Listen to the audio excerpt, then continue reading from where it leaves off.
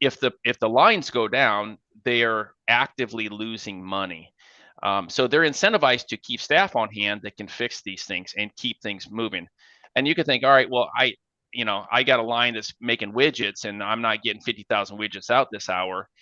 But you can also have facilities such as foods, which you add in a spoilage factor. So not only are they not packaging up the cartons of milk, they got big kettles that are about to spoil because the line has been down for over a half of an hour, you see. So they got to throw all that away. So it's like a double loss. So that's a huge opportunity for technicians that understand how to get things running effectively under high pressure situations.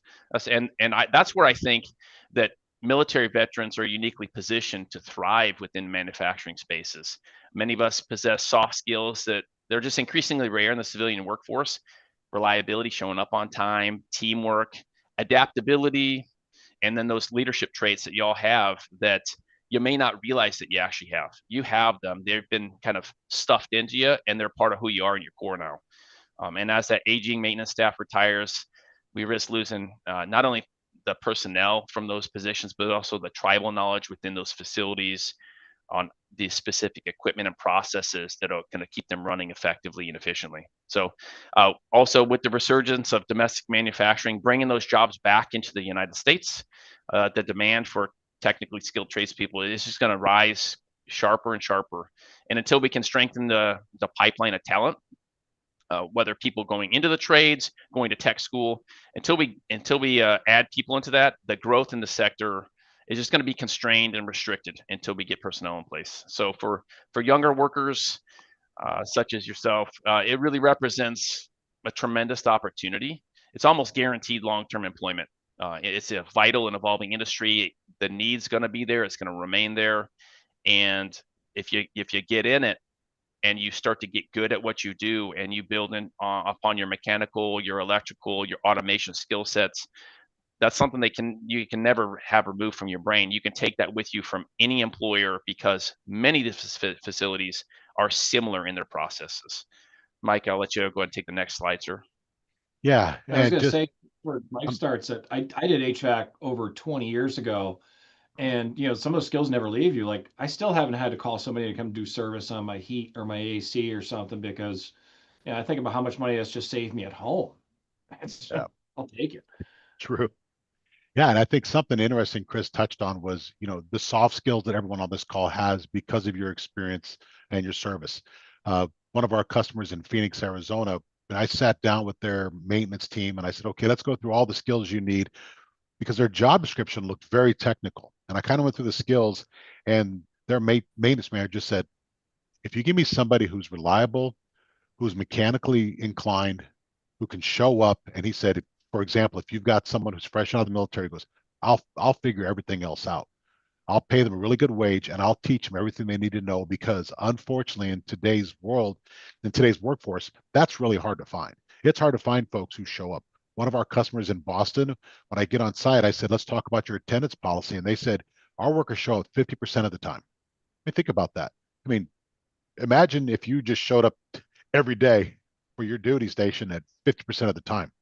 It doesn't work. But that unfortunately is the world that we live in. But that's your competition, which puts you all in a very unique position.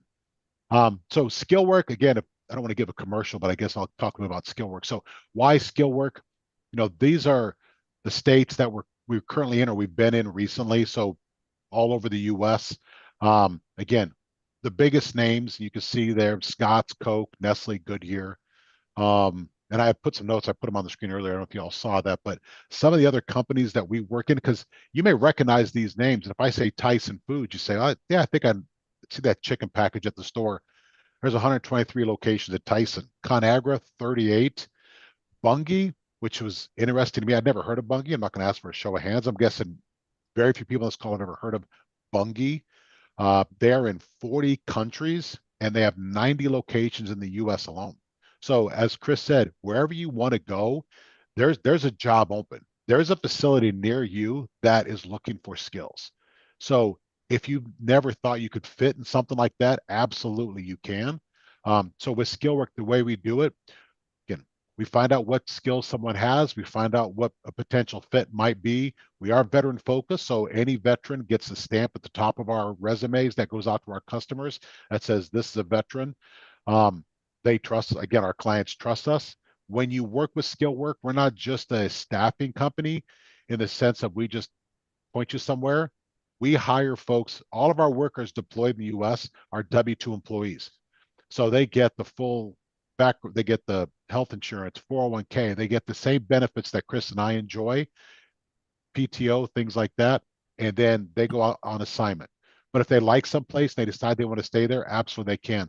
Our mantra is work plus freedom. We want folks to be able to have the ability to travel, go see different locations, find what they really like. Maybe that's one contract, maybe that's 8 contracts, just traveling around, just trying to settle on what's best for them, what's best for their family.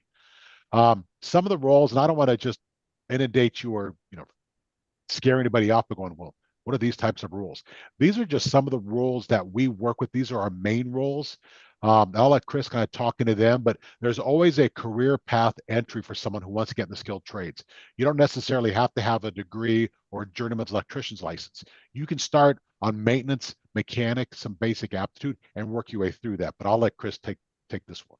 Before we move on too far, sirs, I just kind of did a quick Google search, and I understand all about the trades, but when you look up the numbers for an IT person getting 87,000 to 157,000 a year, an electrician getting 56,000 a year, how are you going to try to get new people into this?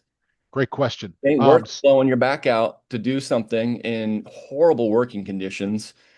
Well, it's not always horrible working conditions. I did commercial stuff and it was clean. I mean, other than like, oh, I spilled some oil on myself, but that's not always the case. My father has been an electrician for the last 30 years, and between a broken back and trust me, it's a hard sell. That's why I'm trying to figure out when will things get caught up to where value actually is. Absolutely. That is a great question. And that's, again, if you go back to the Skillworks, if you ever go to our website, our core, the 3 things, one of them is bring honor and respect back to the trades.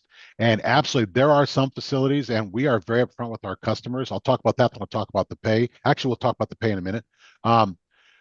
We have some of our customers, and I never want to disparage my customers. It's a pork processing slaughter facility in very remote, cold, dirty conditions. And we have some workers who just want that.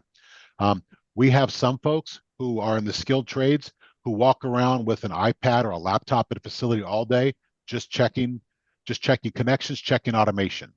It isn't as backbreaking as you may think in some roles. Again, every facility is going to be a little bit different, but we walk into every one of our clients before we send a worker there, and we come back and we tell our prospective workers, it's hot, it's cold, it's wet, it's dry, it's loud, it's high, there's elevation. But yeah, and as far as the pay, absolutely, those are entry level. Our workers will kind of get in that. They're going to walk in making anywhere from low end 24 to 26 an hour. Some of our top tier folks are north of $40 an hour. They can work 40 hours a week. Some of our facilities will let them work as much overtime as they want. We have some workers working 80, 90 hours a week. I don't want to do that. I'm sure a lot of folks is called to want to do that.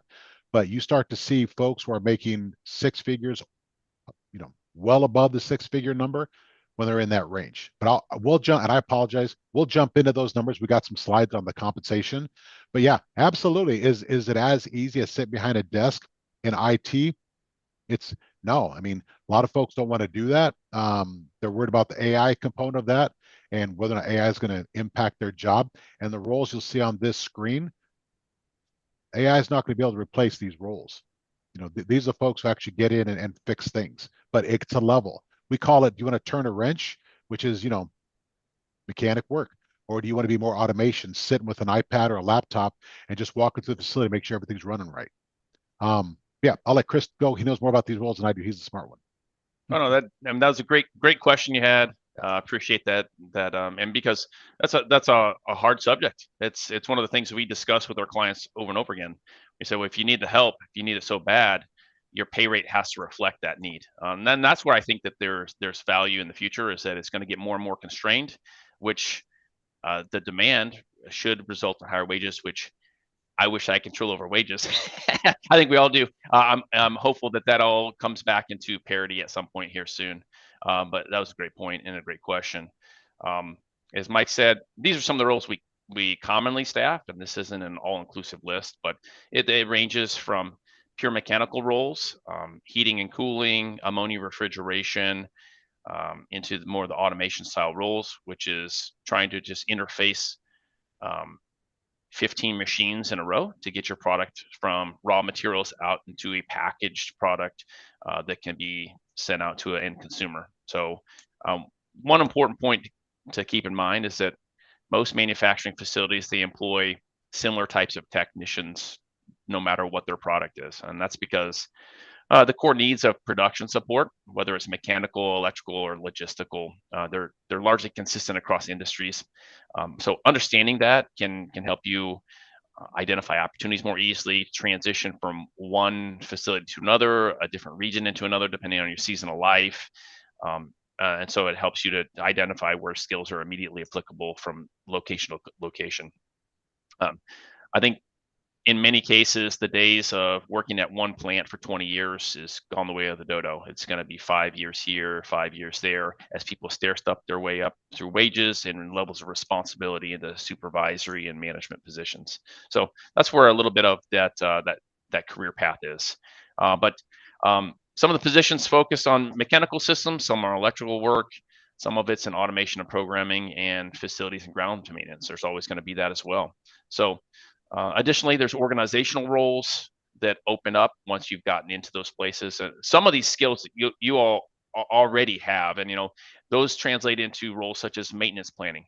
So being able to organize a series of workflow for skilled technicians is also something that's out there. So there's maintenance planners, production supervisors, maintenance supervisors. There's need inside of parts and tool rooms to be able to organize and have all that stuff available to then repair these machines.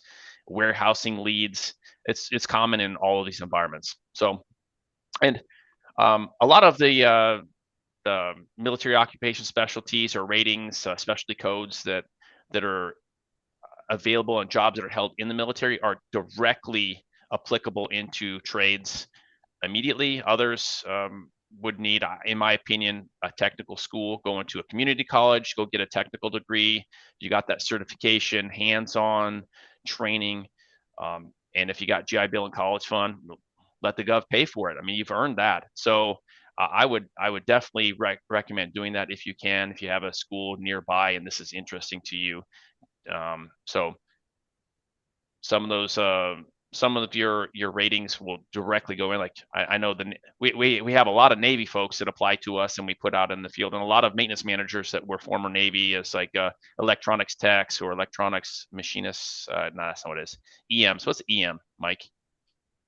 I don't know what that is. Electromechanical. There we go. That's it. Electrician's mate. That's what it was. I was trying to think of. Yes. So yeah, so electrician's mate. A lot of the maintenance managers I talked to are that's where they had started out in the trades before they went into the industry. So just as an example, we can parlay some of that directly into the field.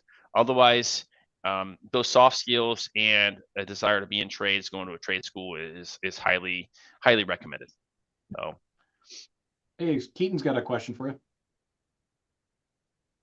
Yeah, hey, I had a question. So I was an aviation electrician's mate, 10.5 years in the Navy, work center supervisor. I did US maps and I got my journeyman electricians completed through the Department of Labor. You were talking about all these jobs and like this need for trade skills at these companies. How many of those positions or how many of those companies on average are hurting for the higher upper man? I don't want to be somebody that just sits behind a computer all day, as somebody who's done nothing but turn wrenches and screwdrivers for 10 years, working in quality assurance as well and being a CDI and stuff like that. Would love to stay in a career field that I'm comfortable in, but I don't necessarily want to start out at that a lot of people that are getting out and going to the IT side or cybersecurity or whatever, a lot of people have came on here and said, oh, well, to kind of get your foot in the door, you should take a lesser paying role, or you don't have to necessarily jump into management.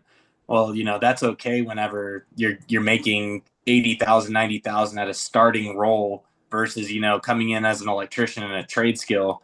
You know, we can't necessarily sacrifice coming in at $20 an hour. So what? I guess that was a couple of questions, but how many upper management roles or quality assurance or production controllers are a lot of these companies looking for?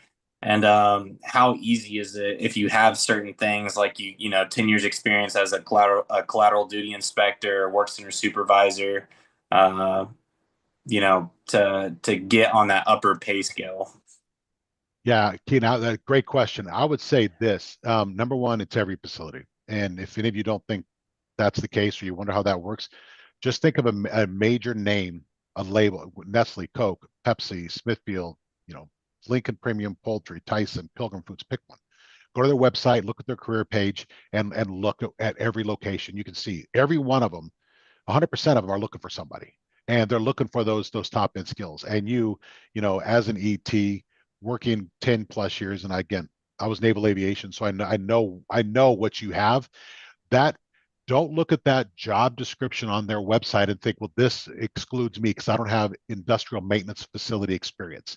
Your resume and what you have, the technical training, most of them will want you. They'll bring you in and they'll say it's going to take us some time to ramp you up in what we do in industrial maintenance, which is different. But you have that understanding of electrical. You have your license. It's going to be real quick for you to pick it up pretty quick. And again, that's what we call, if you look at this, the electromech technicians. So you got mechanic, and then you got electricians, and in the middle you have electromech. That's those folks who say, I like electrical and I'm good at it, I understand it, but I like to turn a wrench too every now and then. And it's not just so black and white. Some of our customers say we want 50-50, 50 electrical, 50 mechanical. Some say 80-20, 90-10, and they will tell us, and we'll go find somebody who says, you know what, I want to turn a wrench 10% of the time. Other 90% electrical. We're like, great, we got that person. So awesome. Well, I'll definitely be linking up with y'all after this. Yeah. Sounds Please, like. Thank you. Good. Thank you. Okay, so I know we're running short on time, but just real quick, I wanted to talk about the You're pay. all right. You're plenty. Okay, good. So this is what we call the three levels. And this is in maintenance. Okay. So in the skill work model, the way we do it is if we find a job for you, you get paid all of what they pay. We don't take part of your pay. You get everything. And it's all skills dependent. We have entry level. So someone who has very little experience in mechanical, I mean, they are entry level. That's 23 to 26 an hour. The mid-level ones, and that's pretty much where we operate, say, okay, that's 26 to 32. And then someone who has some experience, they get the higher. Understand though, if you do this, our average workers work in 49 hours a week because that's all they want to work. Every one of these locations, they'll give them all the overtime they want, time and a half. And if I do just our mid-level, our workers are making about 85,000 a year. And then they also get housing and per diem on top of that. So they get paid for housing, paid for per diem, plus their full salary. Once you get to we call it the experience level, then that's north of 100,000 with overtime. Again, that's about $100 to $115,000 range. And that's just in our model. That's the customers we work with. The other side of it is if you work with skill work, we can give you the option. We can say, here's the typical places, here's what they look like. And if you say, hey, I want to end up somewhere where I know I want to go permanent someday, what does that look like? A lot of these folks, they will do hiring bonuses, relocation packages. So it's a great salary. To the question, which again, I love the question. Some folks say, I just don't want to turn a wrench all day. I get it. But I believe in this with my heart and soul, to the point that my future son-in-law, I now have him in a skilled trade program because I'm like, I know what you're good at. And so get into a skilled trade, go to school, let as Chris said, these facilities, let them pay for your education, let them pay for your license, and then earn a really good wage while you're at it. So it's definitely a path for a lot of folks. And the thing I always want to go back to is, and I tell this to my to my son and my future son-in-law, don't look at what you think the world looks like now. Think about what the world's going to look like in 5, 10, 30 years, because you're not me. You've got a long runway in front of you. And how do you get beyond losing the job? How do you get beyond technology replacing what you do? And just in the time I've been with Skillwork, we've seen that pivot from just a basic maintenance mechanic to someone who has some electrical ability and has become more skilled in their trade. Again, Skillworks, skilled trades, who's become more skilled, and they become recession proof. They become technology proof as long as they continue to work at upskilling themselves in that trade. I don't know what the world looks like in 30 years. Are robots in these facilities completely replacing people? I don't know. But I do know this. AI is not going to walk into a facility, look at a motor and understand that there's a short, understand where that short is, rewire that motor for that facility to keep them running. So, so that's the end of the formal presentation. And sincerely, and I know I speak for Chris, as veterans, sincerely, we appreciate you. Thank you so much for your service to what you've done for this country. I made a promise myself in 1989 when I was sitting on the flight deck of an aircraft carrier in the middle of nowhere on Christmas, that I'd always reflect back on holidays and just know there's somebody out there who stand and watch. So sincerely, thank you for all your time and for your service. Any questions for us about what we talked about, skill work, the trades, anything like that? I had one. So I know a lot of, because when it first came out to use the GI Bill stuff, are you guys able to attach that apprenticeship to the GI Bill so folks can draw their money off of it that way to add to their income? Yes. So we don't do the training itself. So anything that you get from GI Bill is if you're in school. So whatever, if for example, if you go to a facility and they pay for your schooling, the GI Bill doesn't get paid to the school. It gets paid to you as a reimbursement for schooling. So if you could show you were in school, so that can help supplement your income. It's just same as a scholarship. Congratulations. You have somebody else paying for your school. You now get to take the GI Bill while you're in school.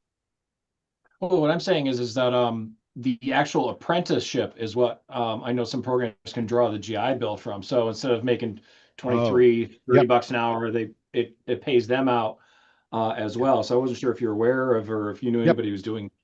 Yeah, great question. I'll just, Mike, real quick. I have talked to some facilities that do, and some companies in general that have an actual apprenticeship program where they're employing folks. They're also then sending them to a trade school at the same time. So work 20 hours a week at the facility, go to class.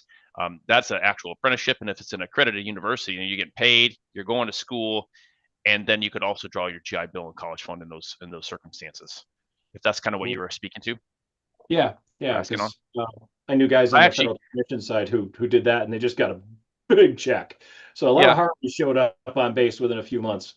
Yep. I actually, surprisingly, I didn't know this was going to happen, but I went to a section of on-the-job training with a certified agency, and that's how I used up the last of my college bill and my GI Bill and college fund back in the day. Was I was actively working, but it was on-the-job training with an accredited agency, and I drew my full salary, but then also I had additionals, which was great.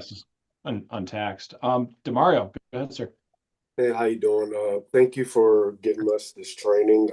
First off, something I've been looking at is using my VRNE in order to get the BAH and still go to school once I retire. And I'm using it towards Tulsa University. Now, Tulsa University has specifically said that once I go in for HVAC, that I have to do other classes as a mandatory classes. Are there any mandatory classes that you guys offer or have through Skillworks? We do not. Workers who work with us, we do have upskilling programs we put them through, but we do not do the formal training. No. Again, we're a staffing company, so we work with facilities who will offer some training, on-site training, but as for what Skillwork does, we partner with a company. So if somebody's worked with us for a while and they want to get more experience in electrical controls technicians, maybe HVAC, ammonia, refrigeration, then we will send them to school. Okay. Now, have you heard of making it mandatory, or any other businesses making it mandatory to do solar panel installation, I believe it's called? Not that I have. No, I don't know. Chris, have you? I've never heard of that being mandatory. Okay, so Tulsa is making it mandatory for you to do electrician for like a couple of weeks, and then solar panel for a couple of weeks, and then you jump into your HVAC. So I was just curious if you've ever heard of that. Thank you. Absolutely no. That's a great question. And I'm not aware of that being mandatory, but it doesn't surprise me. You know, we were on site with one of the largest, if not the largest, solar panel manufacturer a couple years ago. Both Chris and I were there, and they've really ramped up a lot of what they're doing. Yeah, I mean, having that background makes some sense, but if you're never going to touch it, I mean, that could be annoying too. Yeah. Keaton, go ahead. Yeah, so I know at the start you had mentioned that it's as a staffing company, that it's similar to travel nurses and stuff like that. If somebody's looking to not be moving around a whole bunch, how long do people, whenever you do place somebody in a placement, how long are they typically there for? And say if they only needed somebody for X amount of time, are there usually other companies in the area? Like me, the reason I'm getting out of the Navy is to, spend time with my children and wife. I don't want to be moving around. I'm tired of moving my family. I just want to find one spot and stay. Are a lot of these placements under a contract for 2 years and they lead to permanent positions at the company, or how does that typically work? Yeah, good question. Well, I would say, Chris can correct me, I would say 98%, 95% of our customers want somebody permanent. They don't want someone temporarily. Now, we have a few food manufacturers that are seasonal, like their packing season for tomatoes, things like that. But almost all of our customers want somebody permanent. The challenge is they can't find somebody who wants to show up and stay permanent because, the turnover in this industry is so high because there's so few workers for the jobs. So most workers get on a site and they go, I can go down the street and get a raise. And so the turnover is pretty high. So to answer your question is our typical contract is 3 to 6 months. Some of them might ask for 12 months, but it's not a requirement. So if I send somebody on site for a 6-month contract and they get there within a week, they don't like it and they want to leave, they can leave. Or if they get there after a week and they go, I really like it here, I want to stay, that facility is going to hire them on permanently from us. They will do that. So Okay, awesome. we call it the try it before you buy it, where someone Like a gets on, SkillBridge. like SkillBridge, yes. Where I say, Nestle, Anderson, Indiana. This is Keaton. Keaton's really good. We think he's got the skills for what you do in your chocolate milk manufacturing facility. And he gets on site, and a week later they go, we like Keaton. Keaton goes, we like them. Great. We're glad we made a match. Congratulations. Most of our workers are looking for a permanent job somewhere. They just don't know where to go. And they want to try a couple things out. They want to try different parts of the United States. And we also have nomads that just want to travel. They want to go 6 months here, and then when it gets to be close to wintertime, they want to take a job down in Texas or Louisiana. And then when it gets to be hot in the springtime, they want to go back up to the Northeast. So we have a mix of those, and some of those folks, they travel with their wife and their kids in a fifth wheel trailer. It's not the life for me, but some of these guys, they love it. They homeschool their kids and they're around them a lot. But I hear you. Oftentimes that lasts for maybe 2 or 3 years, and then they decide, you know what, we don't feel like hauling ourselves around the country anymore. Let's start to look for a place to settle down. And all those travels to different contracts have allowed them to winnow out types of facility that they want to be in, preferentially in the area of the country that they want to settle into. Yeah, but Keaton, to your point, I'm confident in this answer. If somebody says to us, I want to go somewhere and I want to end up permanent, can I go try them out? Will they offer me a job? Yeah. If you're skilled, they're not letting you leave. They're going to beg and plead to keep you there. Yeah, that's awesome. Thanks for all the information. Absolutely. Thank you. Somebody asked, what about being on call? Is that the kind of thing that happens too? And what are kind of the parameters around that? Yeah, so once someone gets on site for a contract, it's situational and client dependent, but they show up, you're going to have a set schedule.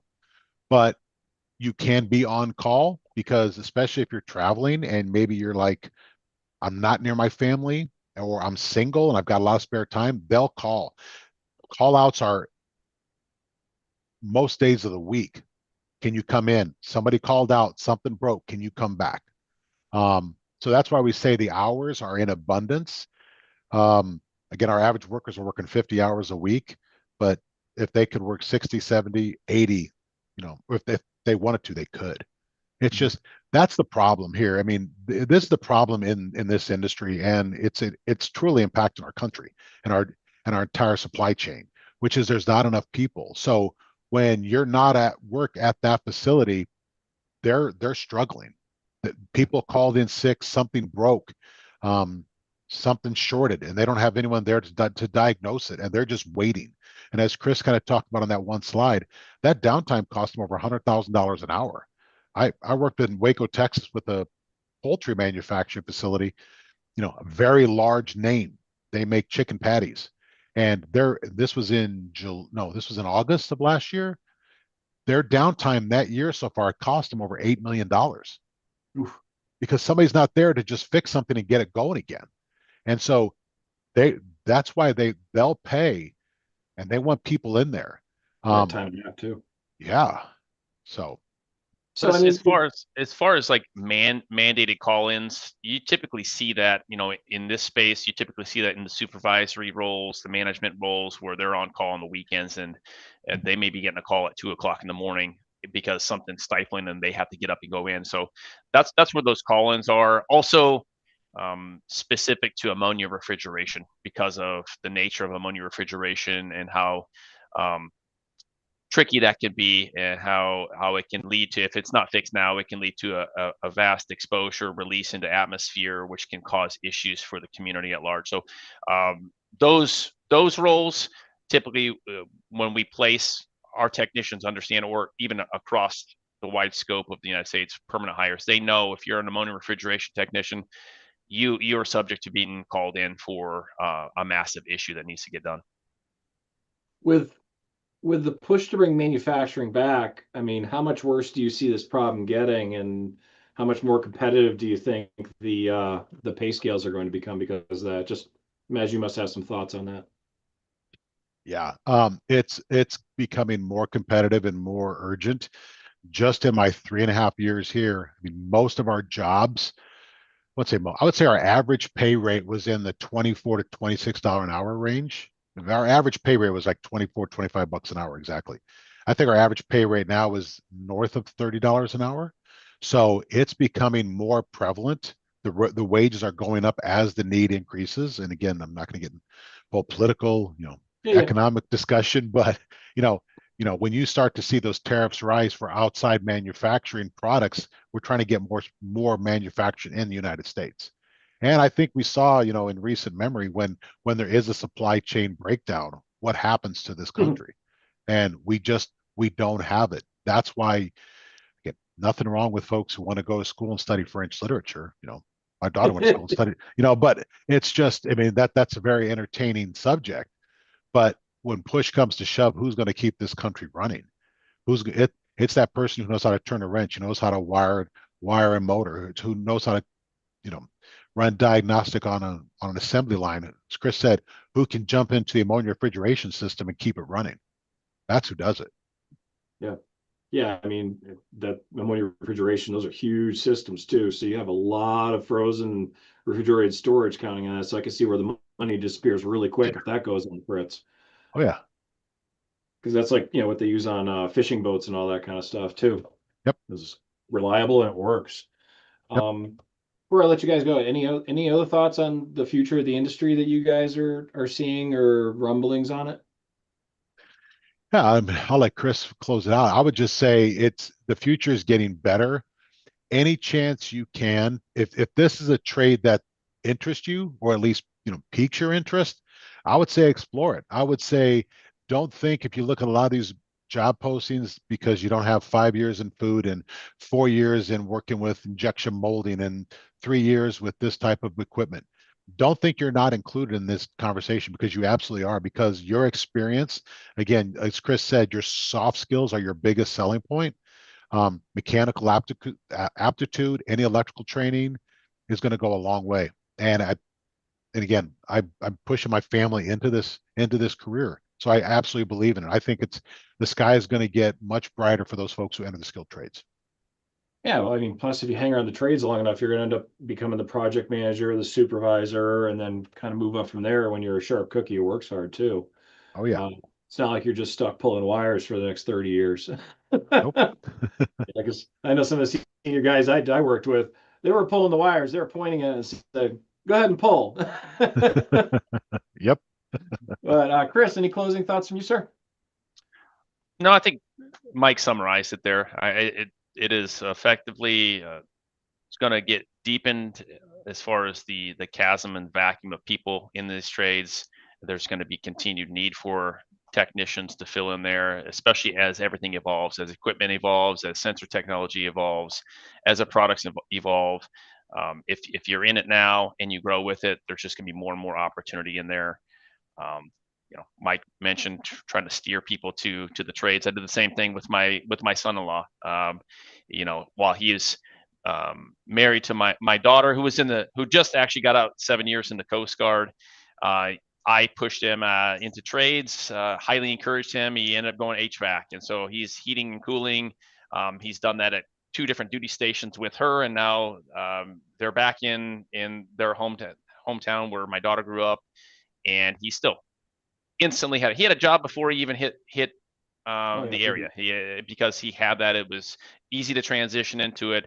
Everyone wants to be comfortable at home. They don't want to be sweaty or freezing, and so that's just another area that you can dive into, and it's good because it's going to allow her to now go to a trade school as well, and they can be a power couple. That's what I want to call. Be running their own business in a few years out of a van.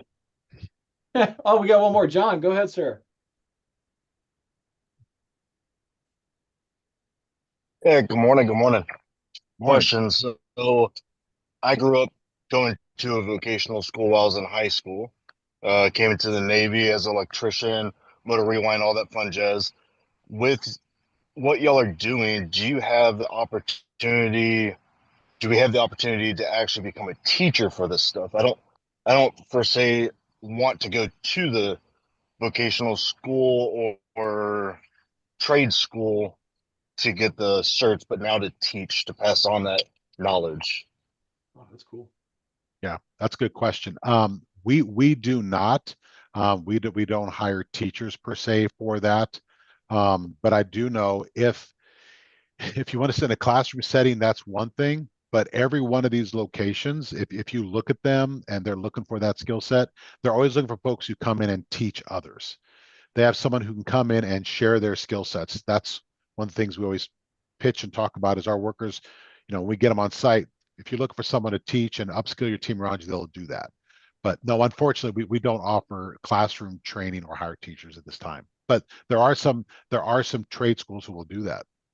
Yeah, like the Lincoln. I appreciate it. Yep. Yeah, awesome. This has been great, very informative. I'm a big fan of the trades. Like even when I was recruiting, there's some people I was like, dude, do that.